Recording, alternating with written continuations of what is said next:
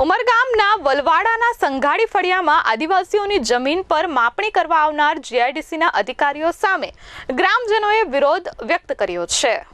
ઉમરગામ તાલુકાના વલવાડા ગામમાં આવેલ સંધાડીપાડા ફળિયામાં વર્ષોથી રહેતા અને 7/12 સહિત ખેતીની અને રહેણાંકની જમીનના હક ધરાવતા આદિવાસીઓની જમીન પર જીઆઈડીસીના અધિકારીઓએ પોલીસ પ્રોટેક્શન સાથે જમીન માપણીની કાર્યવાહી હાથ ધરતા ગામના આદિવાસીઓએ વિરોધ વ્યક્ત કર્યો હતો।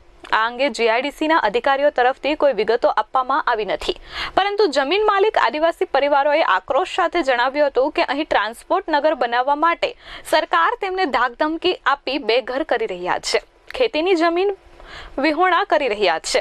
ગામ લોકોએ જણાવ્યું હતું કે વલવાડાના સંઘાડીપાડામાં તેમની માલિકીની જગ્યા છે, તે જીઆઈડીસી લેવા માંગે છે। અહીં મોટી સંખ્યામાં આદિવાસી પરિવારો બાપ દાદાથી ખેતી કરી ગુજરાન ચલાવે છે। જમીનના 7/12ના ઉતારા પણ તેમની પાસે છે, તેમ છતાં અધિકારીઓ આ જમીન સંપાદન થઈ ચૂકી હોવાની વાત કરી જમીનની માપણી કરી જમીનો છીનવી રહી છે।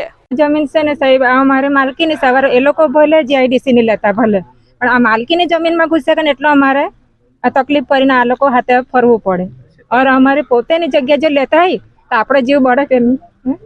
और આજે આ મારા ઘરવાળા છે એના જે નોકરી ધંધા નહીં કરતા મને સાહેબ, શાંતિ નહીં રહે સાહેબ, કેવી રીતે રહે? શું ઈચ્છો છો તમે? અમારી જમીન જ જોઈએ સાહેબ, મારી તબિયત બી સારી રહેતી નથી। આ લોકો ત્યાં ધમકી લઈને આવેલા છે, પોલીસ વાળા ડબરાવીને લઈ લેવા કરે એમ, એટલે આ લોકોની જગ્યા લઈને પણ અમારી માલકીની જગ્યામાં ઘૂસીને લેવા કરે, તો અમે પછી સહન કરીને કેવી રીતે બેસી રહેવાના? અમારા પરિવાર તમારી જમીનમાં શું વાવો છો તમે?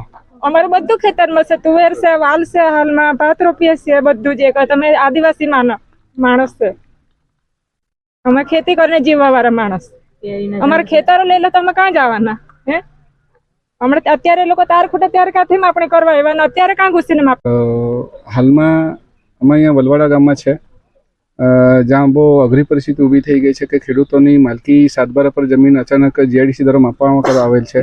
એ બાબતમાં અમે જ્યારે જાણ થઈ તો 2 મહિના અગાઉ જ અમે કલેક્ટર સાહેબને અરજ કરી હતી કે જે તે સમયે જે જમીન સંપાદન થઈ હતી એ સંપાદન થયા બાદ પછી જે એનું હેતુ મંડાવવાનો હતો એ હેતુ માંડવામાં નહીં આવેલો હતો, અને ખેડૂત હજુ પણ ખેડે છે, એ લોકોની માલકી જમીન છે અને સંપાદન જમીન છે, એમાં પણ એ લોકોનો કબજો છે વર્ષોથી, એમાં કોઈ હેતુ મંડાવવાના કારણે એ જમીન 2013ના નિયમના હિસાબે મૂળ ખેડૂત અથવા સરકાર હસ્તક થઈ જવા જોઈતી હતી, પણ કોઈ કારણસર એ થઈ નથી, ને હમણાં 70 વર્ષ પછી જીઆઈડીસી હમણાં આવીને કબજો કરવાની વાત કરે છે, ને એ કબજો કરવાની વાત જે કરે છે એમાં જે તે વખતે સંપાદન વખત જે ડેમમાં કઈ જમીન ગઈ તે તો ડેમમાં ચાલી ગઈ, હાલમાં હમણાં જે લોકો જમીન સંપાદન કરવા આવે છે એ કઈ જમીન છે અમને નથી સમજાતું।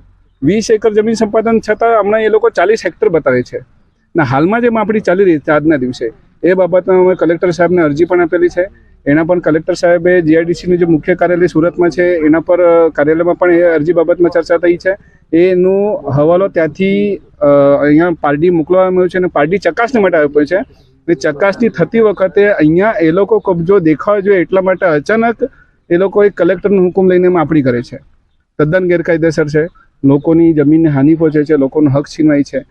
અત્રે ઉલ્લેખનીય છે કે ગામ લોકોએ આક્રોશ સાથે જણાવ્યું હતું કે અમારી એક જ માંગ છે કે અમારે અહીં કોઈ ટ્રાન્સપોર્ટ નગર નથી જોઈતું અથવા કોઈ બહારના વ્યક્તિનો પગ પેસારો નથી જોઈતો, અમે ખેતી કરીને ગુજરાન ચલાવીએ છીએ, અમારે બીજું કંઈ જ જોઈતું નથી। વલવાડા ગામના આદિવાસીઓનું કહેવું છે કે જીઆઈડીસી આદિવાસીઓની માલિકીની જમીન લેવા માંગે છે, આ કાર્યવાહીથી અમારો જીવ બળી રહ્યો છે, આ જમીન જતી રહેશે તો અમે બધા બેઘર બનીશું, આ સાથે બેરોજગાર પણ બનીશું, ઘરવાળા પાસે નોકરી નથી, ખેતરમાં શાકભાજી અને અનાજ વાવી ગુજરાન ચલાવીએ છીએ। જીઆઈડીસીના અધિકારીઓ પોલીસ સાથે આવી ધાકધમકી આપી હેરાન કરે છે, અધિકારીઓ જે માપણી કરે છે તે જમીન પર ખેતી કરી અમે જીવન ગુજારીએ છીએ। અત્રે ઉલ્લેખનીય છે કે હાલ આ મામલે આદિવાસી સમાજમાં ભારે રોષની લાગણી ભભૂકી ઉઠી છે। મારું નામ જાગૃતિબેન બિપિનભાઈ પટેલ છે અને હું અહીંયા સંઘાડીપાડામાં મારા પપ્પાનું ઘર છે, અને આ લોકો એ કાયદેસરનું અમારી જગ્યા છે, માલિકી જગ્યા છે મારા પપ્પાની, એ આ લોકો ગેરકાયદેસર લેતા છે, એના અટકાવવા માટે અમે આવેલા છે। આજે મારા પપ્પાની તબિયત સારી નથી રહેતી, એના માટે મારે આગળ થઈને આવવું પડે છે। કેટલા સમયથી તમે અહીંયા રહો છો અને જો આ જગ્યા જતી રહી? હું જન્મ જાતથી અહીંયા રહું છું, જન્મ મારો અહીંયા છે। બાપ દાદાથી અમારો અહીંયા છે. અમે પોતે છોકરા નથી મારા પપ્પાનો, એટલે અમે ખેતી કરીને ખાતા છે અહીંયા. અને આ લોકો બધા આજે આવીને કે નીકળો, તો અમે કેવી રીતના નીકળી જાય? આમાંથી નહીં નીકળાય આવી રીતના. અમારા 7/2 ઉતારામાં નકલમાં બધામાં અમારા નામ બોલાય છે, પછી અમે કેવી રીતના નીકળી જાય? આમાંથી નહીં નીકળાય આવી રીતના. શું માંગ છે તમારી? અમારી એવી માંગ છે કે અહીંયા અમને ટ્રાન્સફર નથી જોઈતું, અમને કોઈ જાતનું બીજો બહારનું વ્યક્તિ કોઈ જોઈતું નથી. અમે જે ખેતી કરીને ખાતા છે એ અમે ખેતી કરીને ખાવા માંગતા છીએ, બીજું કંઈ અમને જોઈતું નથી.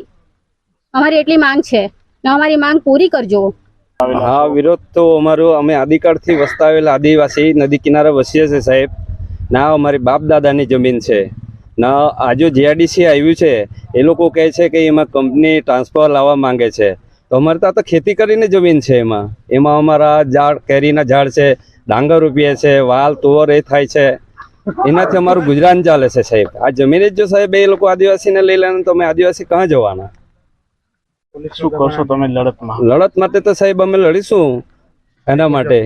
આજે 20-25 પોલીસ લાવીને અમને ધાક ધમકી આપી, ડીએસપી પીએસઆઈ આવીને જેટલા જોરથી ધમકાવીને જો અમારા ઉપર દબાણ લાવીને અમારા જે આ કમ્પાઉન્ડનું એ લોકોએ ફાઉન્ડેશનમાંનું એ લોકો માર્કિંગ કરી છે, આ તો ખોટું કર્યું છે ને સાહેબ.